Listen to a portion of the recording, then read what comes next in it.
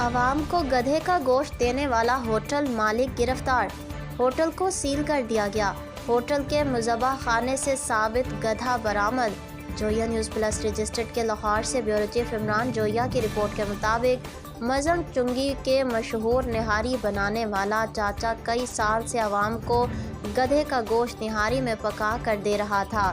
We I Ps کے علاوہ لاکھوں لوگ لاہوری چاچا کی نہاری کو پسند کرتے تھے، لیکن کہتے ہیں نا کہ 100 دن چور کے ایک دن ساتھ کا۔ آخر کار عوام کو گدھے کا گوشت کھلانے والے ہوٹل میں بنائے گئے مذبح خانے سے لٹکا ہوا ثابت گدھا برآمد کر لیا گیا اور مالک کو گرفتار کر کے ہوٹل کو سیل کر دیا گیا ہے۔